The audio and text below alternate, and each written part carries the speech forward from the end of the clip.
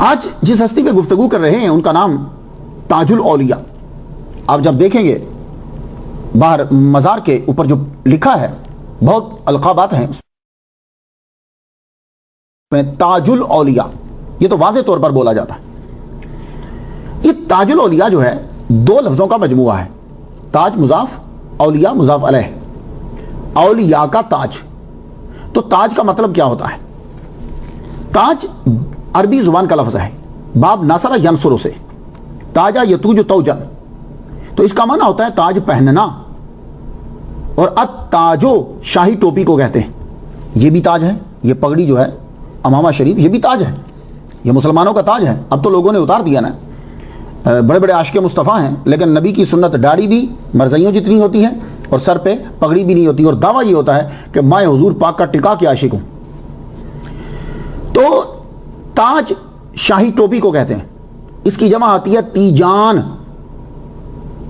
التائج تاج والا، تاج العمود ستون کے بلائی حصے کے نقش و نگار کو بھی نگار کو کہتے ہیں.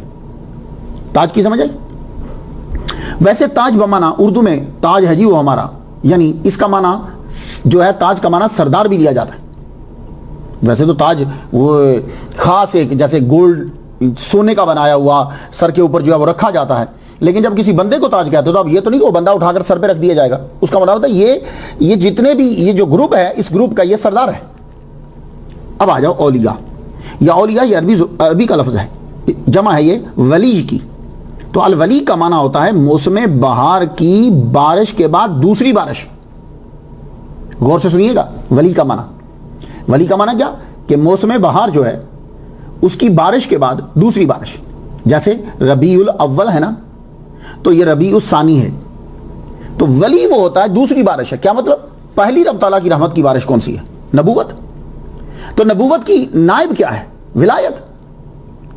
تو پہلی بارش رب تعالیٰ کی رحمت جو ہے، رحمت کی بارش جو ہے وہ نبوت ہے. اب نبوت کا دروازہ بند ہو گیا، اب دوسری بارش جو ہے وہ ولایت ہے. تو ولی وہ کسے کہیں گے کہ رحمت کی دوسری بارش ہے. میں یہ اس کی تشریح کرنا چاہوں، رحمت کی دوسری بارش یعنی نبوت کے بعد اللہ تعالیٰ کا جو ہم پر کرم ہے وہ ولایت. ولی کا معنی ہوتا ہے محبت کرنے والا، ولی کا معنی ہوتا ہے دوست، ولی کا معنی ہوتا ہے مددگار، ولی کا معنی ہوتا ہے پڑوسی. اللہ ولی الذین آمنوا، اللہ مومنوں کا محافظ ہے، اللہ مومنوں کا مددگار ہے، مومن کا مددگار ہے. یہ بات یاد رکھیے. تو تاج الاولیاء کے اب مختلف معنی اور مراد ہو سکتے ہیں. تاج الاولیاء میں تاج بمانا سردار اور شان ہوگا، یعنی آپ محبت کرنے والوں کے سردار ہیں، مدد کرنے والوں کے سردار ہیں. جو اللہ کی اطاعت کرنے والے ہیں وہ انہیں اپنے سر کا تاج سمجھتے ہیں. تو تاج الاولیاء جو اللہ سے پیار کرنے والے ہیں، جو اللہ کی اطاعت کرنے والا گروپ ہے، جو مدد کرنے والا گروپ ہے، جو دوستوں کا گروپ ہے، ان کے یہ سردار ہیں. تاج الاولیاء کی سمجھ آ گئی؟ اب آ جائیے بابا. یہ بھی آپ کے نام کا حصہ بن گیا بابا. تو یہ بابا کیا ہے؟ بابا فارسی زبان کا لفظ ہے. تو ویسے بابا تو وضع کیا گیا تھا بوڑھے کے لیے، لیکن پھر کیا ہوا کہ بوڑھا آدمی جو ہوتا ہے پرانے دور کے اندر، آج نہیں، پرانے دور میں بوڑھے آدمی کے ساتھ سب پیار کرتے تھے. عقیدت اور پیار. بعض جگہ پیار ہوتا ہے، عقیدت نہیں ہوتی. اب یہ پیار کی بھی قسمیں ہیں. تو عقیدت، محبت، دونوں چیزوں کا اظہار ہوتا تھا اس کے ساتھ. تو پھر کیا ہوا کہ یہ بابا کا لفظ بوڑھے سے باپ کی طرف آ گیا. باپ سے پیار بھی ہے اور عقیدت بھی ہے. پھر کیا ہوا؟ آہستہ آہستہ باپ سے ہٹ کر یہ پیر و مرشد کی طرف چلا گیا. عقیدت بھی ہے، محبت بھی ہے، اور اکثر پیر و مرشد بوڑھے ہی ہوتے تھے، بڑے ہوتے ہیں اکثر جو ہے.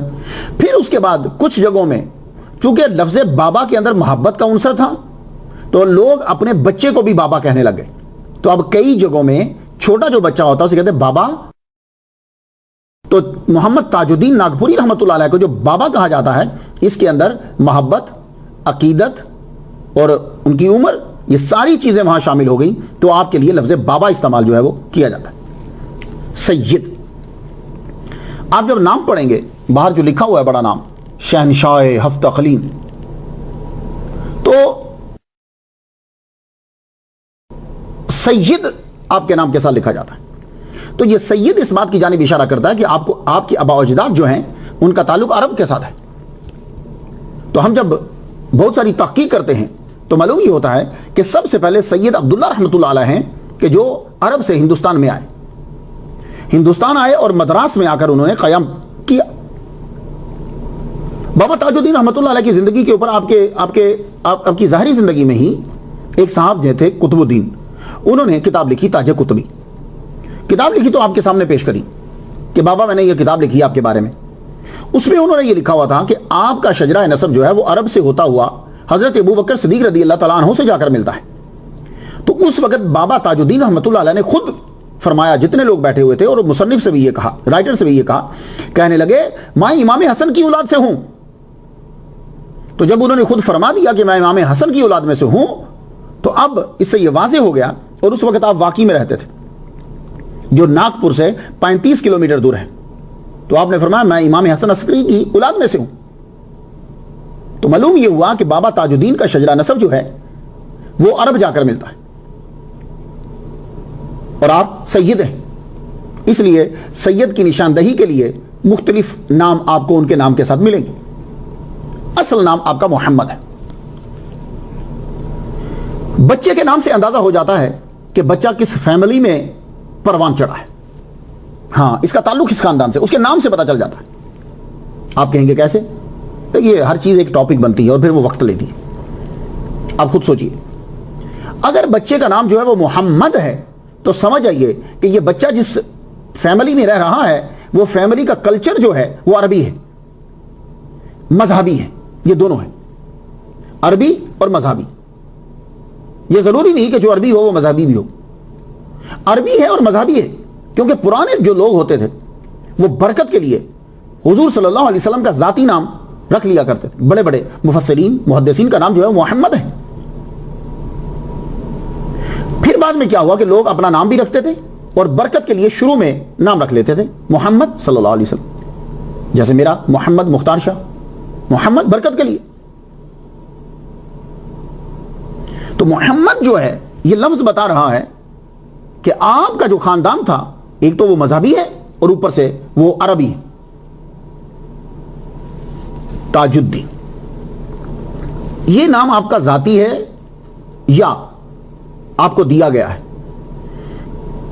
ایک تو یہ تصور ہے کہ یہ آپ کا نام آپ کو دیا گیا تاج الدین، اور بعد نے یہ کہا نہیں محمد تاج الدین آپ کا نام تھا، اس سے کوئی فرق نہیں پڑتا۔ تاج الدین، تاج مضاف، دین لفظ دین مضاف علیہ، دین کا تاج، دین کا سردار، دین کی شان۔ تو یہ تاج الدین، یہ میں بتا چکا آپ کو شاید کسی لیکچر کے اندر کہ دین جو تھا، لفظ دین یہ ناموں کا حصہ کب بننے لگا؟ یہ ہندوستان کے اندر نہیں تھا، یہاں نام کچھ اور رکھے جاتے تھے۔ دمشق کے اندر 4 صدی ہجری میں یہ جو لفظ دین ہے یہ ناموں کا حصہ بننے لگا، مضاف علیہ بننے لگا۔ علماء، شرفاء یہ جب محفل کے اندر آتے، 5 سٹار محفل ہوتی، 5 سٹارز محفل ہوتی، بڑی محفلیں جو ہوتی، تو جب کوئی آتا تو اس کو ان القابات سے پکارا جاتا جس کا مضاف علیہ جو ہے وہ دین بنتا۔ تو دمشق سے یہ چیز شروع ہوئی، اور اب پھر جب وہاں سے علماء اور شرفاء یہاں آئے تو ہندوستان کے اندر جو ہے وہ اکثریت مسلمانوں کی تو نہیں تھی نا، تو اب پھر اسلام کو واضح کرنے کے لیے علماء اور شرفاء اور خاص طور پر بادشاہوں کے ناموں کے ساتھ ایسے ایسے ٹائٹل دیے گئے کہ جن کا مضاف علیہ جو ہے وہ دین بنتا ہے۔ تو تاج الدین یہ کہتے ہیں کہ آپ کا ذاتی نام بھی ہے۔ یہی وجہ ہے کہ آپ کے جتنے ماننے والے اور چاہنے والے اور مریدین ہیں جو وہ اپنے نام کے ساتھ تاجی لکھتے ہیں، تاج الدین۔ اللہ اکبر جل شانہ، بابا کی روحانیت کو دیکھتے ہوئے اور بجانب حق ہیں وہ لوگ جو انہیں دین کا تاج یا دین کا چراغ قرار دیتے ہیں، کیونکہ آپ کے ناموں میں تاج الدین، چراغ الدین، دین کا چراغ، دین کا تاج، دین کی شان، دین کی روشنی، بجانب حق ہیں، وہ حق کی طرف ہیں اور سچ کہہ رہے ہیں کہ بابا تاج الدین جو ہے یہ دین کی شان ہے اور دین کی روشنی۔ اب آگے ہم گفتگو کریں گے کیسے۔ آپ کے نام کے ساتھ ناگپوری لکھا جاتا ہے۔ ناگپوری کا مطلب ہے کہ وہ شخص جو ناگپور شہر کا رہنے والا ہے۔ ناگ کہتے ہیں کالے سانپ کو، اور پر جو ہے یہ انڈیا کی اکثر زبانوں کے اندر پر شہر اس کا معنی ہوتا ہے شہر، قصبہ پر شہر، تو ناگپور کا مطلب ہوا سانپ کا شہر۔ مگر Bhim Rao G M B کا کہنا ہے کہ یہ ناگ اصل میں اس قبیلے کا نام ہے کہ جو اس جگہ میں رہتا تھا، اور اس قبیلے کی وجہ سے ریور کا، دریا کا نام بھی ناگ پڑ گیا اور شہر کا نام بھی ناگ ہو گیا، تو اب ناگپور بعد میں جو ہے وہ مشہور ہو گیا۔ یہ ناگپور جو ہے ملک انڈیا کی ریاست مہاراشٹرا کا ضلع ہے۔ چونکہ بابا تاج الدین اسی ضلع کے قصبہ کامتی میں پیدا ہوئے، جو اصل میں کیمپ ٹی تھا، اور اسی ضلع کے قصبہ تاج آباد میں وصال ہوا، تو آپ ناگپوری جو ہے وہ آپ کو کہا جاتا ہے۔ ویسے ولی جو ہوتا ہے وہ سب کا ہوتا ہے، وہ انسانوں کا ولی ہوتا ہے۔ انسان جہاں جاتا ہے وہ اس کا ولی ہے، اس لیے باؤنڈریز اس کے لیے کچھ نہیں ہوتی۔ داتا گنج بخش ہجویری صرف پاکستان والوں کے لیے نہیں ہے، وہ انڈیا والوں کے لیے بھی ہے۔ خواجہ معین الدین اجمیری چشتی وہ صرف انڈیا کے ولی نہیں ہیں، وہ ہمارے بھی ولی ہیں۔ کیا بابا فرید الدین گنج شکر کا چلہ گاہ انڈیا میں نہیں ہے؟ کیا وہاں لوگ جاتے نہیں ہیں؟ تو کیا خواجہ معین الدین اجمیری چشتی رحمہ اللہ کا چلہ گاہ لاہور میں نہیں ہے، پاکستان میں نہیں ہے؟ تو کیا ہم نہیں جاتے؟ ہم جب بھی بابا داتا گنج بخش ہجویری رحمہ اللہ کو سلام کرنے جاتے ہیں، میری بچپن سے لے کے میرے ابا 30 سال تک وہاں تقریر کرتے رہے، میں جب بھی جاتا ہم پہلے خواجہ معین الدین اجمیری چشتی رحمہ اللہ کا چلے گاہ کی یوں جالی کو ہاتھ لگاتے ہیں، پھر سلام کرنے جاتے۔ تو ولی جو ہے وہ انسانوں کا ہے، وہ اس محدود کو لامحدود میں فنا ہونے کا طریقہ سکھا دیتا ہے۔ اس لیے آؤ ولیوں کے گروپ میں شامل ہو جاؤ۔ یہ ولیوں کا گروپ جو ہوتا ہے محبت عام کرتا ہے۔ آ جائیے، اب گفتگو ہمیں آگے بڑھانا ہے۔